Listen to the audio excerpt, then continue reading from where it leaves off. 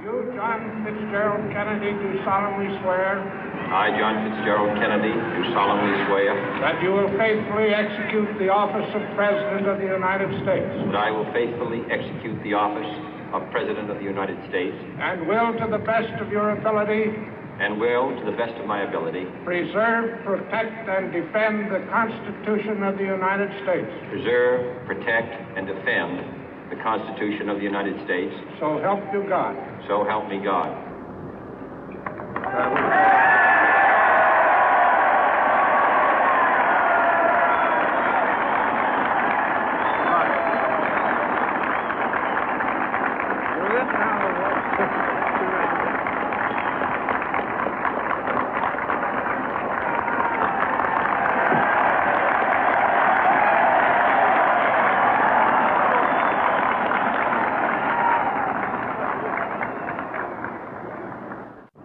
Vice President Johnson, Mr. Speaker, Mr. Chief Justice, President Eisenhower, Vice President Nixon, President Truman, Reverend clergy, fellow citizens. We observe today not a victory of party, but a celebration of freedom, symbolizing an end as well as a beginning, signifying renewal as well as change. For I have sworn before you and Almighty God the same solemn oath our forebears prescribed nearly a century and 3/4 ago. The world is very different now, for man holds in his mortal hands the power to abolish all forms of human poverty and all forms of human life. And yet the same revolutionary beliefs for which our forebears fought are still at issue around the globe. The belief that the rights of man come not from the generosity of the state, but from the hand of God. We dare not forget today that we are the heirs of that first revolution.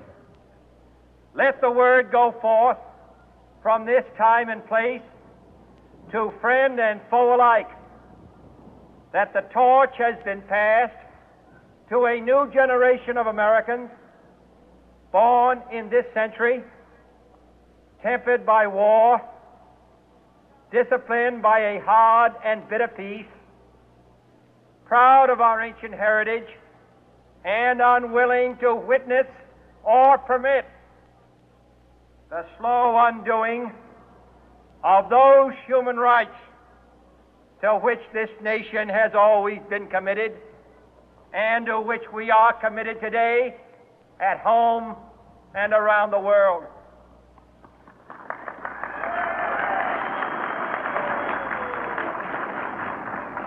Let every nation know, whether it wishes us well or ill, that we shall pay any price, bear any burden, meet any hardship, support any friend, oppose any foe to assure the survival and the success of liberty.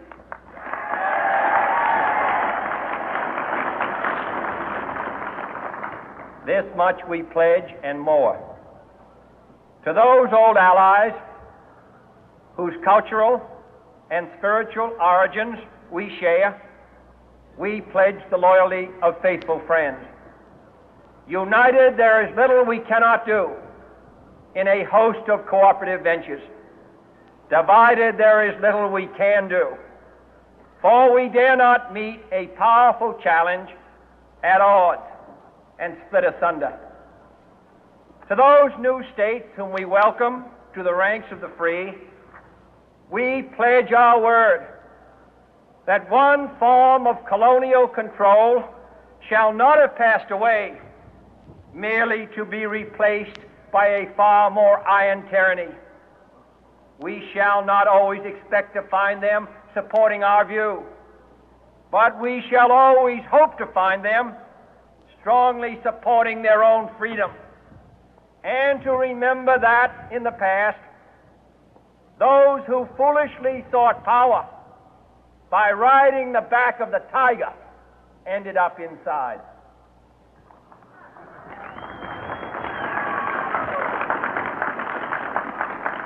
To those people in the huts and villages of half the globe struggling to break the bonds of mass misery, we pledge our best efforts to help them help themselves for whatever period is required, not because the communists may be doing it, not because we seek their votes, but because it is right. If a free society cannot help the many who are poor, it cannot save the few who are rich.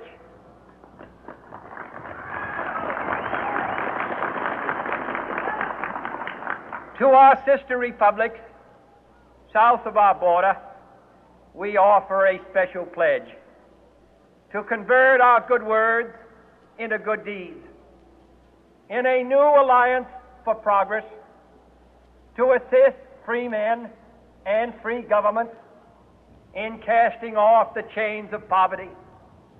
But this peaceful revolution of hope cannot become the prey of hostile powers. Let all our neighbors know that we shall join with them to oppose aggression or subversion anywhere in the Americas.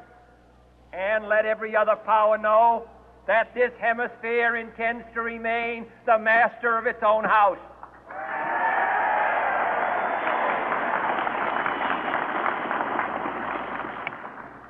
To that World Assembly of Sovereign States, the United Nations, our last best hope, in an age where the instruments of war have far outpaced the instruments of peace, we renew our pledge of support to prevent it from becoming merely a forum for invective, to strengthen its shield of the new and the weak, and to enlarge the area in which its writ may run.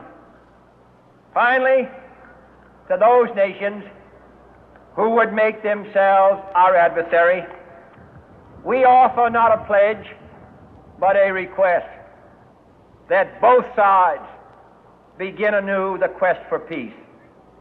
Before the dark powers of destruction, unleashed by science, engulf all humanity in planned or accidental self-destruction, we dare not tempt them with weakness, for only when our arms